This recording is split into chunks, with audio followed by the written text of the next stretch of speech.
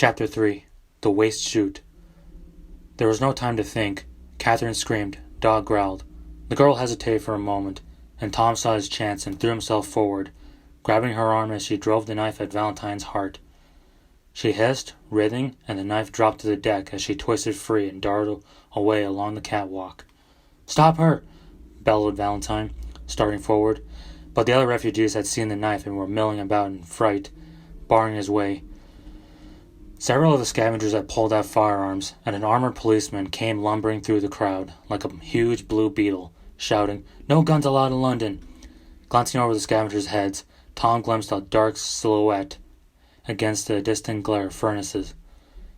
The girl was at the far end of the catwalk, climbing nimbly up a ladder to a higher level. He ran after her and snatched at her ankle as she reached the top. He missed by a few inches, and at the same moment a dart hissed past him, striking sparks from the rungs. He looked back. 2 more policemen were thrusting through the crowd with crossbows raised. Beyond them he could see Catherine and her father watching him. "Don't shoot!" he shouted. "I can catch her!" He flung himself at the ladder and scrambled eagerly upward, determined to be the one to capture the would-be assassin. He could feel his heart pounding with excitement. After all those dull years spending dreaming of adventures, suddenly he was having one. He had saved Mr. Valentine's life. He was a hero. The girl was already heading along the maze of high-level catwalks that led toward the furnace district. Hoping that Catherine could still see him, Tom set off in pursuit. The catwalk forked and narrowed, the handrails only a yard apart. Below him, the work of the digestion yards went on regardless. No one down there had noticed the drama being played out above their heads. He plunged through the deep shadows in warm, blinding clouds of steam, with the girl always a few feet ahead. A low duct caught her headscarf and ripped it off. Her hair was coppery in the dim glow of the furnaces, but Tom still couldn't see her face. He wondered if she was pretty, a beautiful assassin from the Anti-Traction League. He ducked past the dangling headscarf and ran on, gasping for breath, fumbling his collar open, down a giddy spiral of iron stairs and out onto the floor of the digestion yards, flashing through the shadows of conveyor belts and huge spherical gas tanks. A gang of convict laborers looked up in amazement as the girl raced by. "Stop her!" yelled Tom. They just stood gawping as he passed, but when he looked back he saw that one of the apprentice engineers who had been supervising them had broken off his work to join the chase. Tom immediately regretted shouting out. He wasn't going to give up his victory to some stupid engineer. He put on an extra spurt of speed so that he should be the one who caught her. Ahead, the way was barred by a circular hole in the deck plate, ringed by rusty handrails, a waste chute, scorched and blackened where clinker from the furnaces had been tipped down. The girl broke her pace for a moment, wondering what way to turn. When she went on, Tom had narrowed her lead. His outstretched fingers grabbed her pack, the strap broke, and she stopped and spun to face him, lit by the red glare of the smelters. She was no older than Tom, and she was hideous. A terrible scar ran down her face from forehead to jaw, making it look like a portrait that had been furiously crossed out. Her mouth was wrenched sideways in a permanent sneer.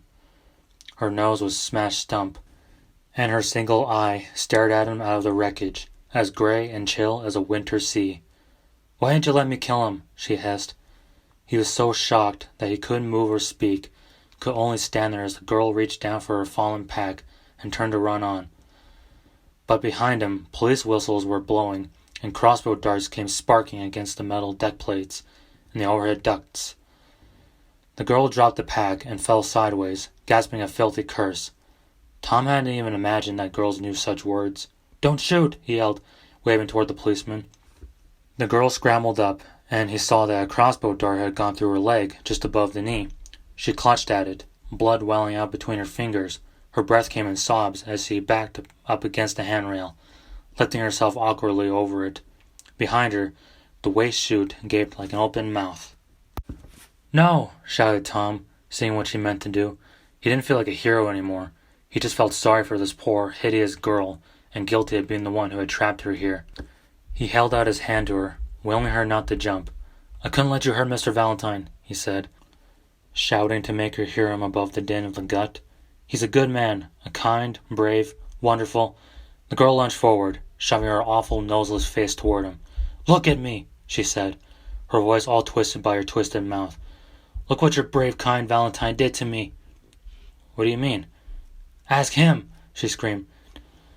"Ask him what he did to Hester Shaw." The police were closer now. Tom could feel their footsteps drumming on the deck. The girl glanced past him, then heaved her wounded leg over the handrail, crying out at the pain. "No!" pleaded Tom again, but too late. Her ragged greatcoat snapped and fluttered, and she was gone. He flung himself forward, peered down at the shadowed chute. A cool blast of air came up at him, mingled with the smell of mud and crushed vegetation, the smell of the speeding earth beneath the city. No!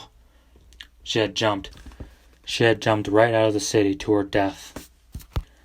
Hester Shaw. He would have to remember that name and say a prayer for her to one of London's many gods. Shapes loomed out of the drifting smoke. The policemen were advancing cautiously, like watchful crabs, and Valentine was with them, running ahead. In the shadows under a gas tank, Tom saw the young engineer looking on, shocked. Tom tried to smile at him, but his face felt frozen, and the next moment another thick of swag of smoke had folded over him, blotting out everything. "Tom, are you all right?" Valentine ran up, barely winded by the long chase. "Where is she? Where is the girl?" "Dead," Tom said lamely.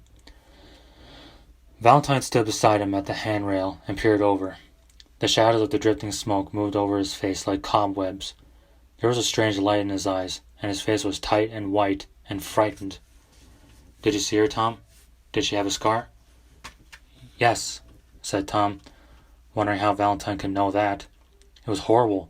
Her eye was gone, and her nose. They remembered the terrible thing the girl had told him, and she said... But he wasn't sure if he should tell Mr. Valentine what she had said. It was a lie. Insane. She said her name was Hester Shaw? "Great quirk," hissed Valentine, and Tom flinched backward, wishing he had never mentioned it. But when he looked up again, Valentine was smiling kindly at him, his eyes full of sorrow. "Don't worry, Tom," he said. "I'm sorry." Tom felt a big, gentle hand on his shoulder, and then, he was never sure quite how it happened. A twist, a shove, he was pitching over the handrail and falling, just as Hester Shaw had fallen, flailing wildly for a hold on the smooth metal at the brim of the waste chute. "He pushed me," he thought, and it was more amazement that he felt than fear as the black throat swallowed him down into the dark.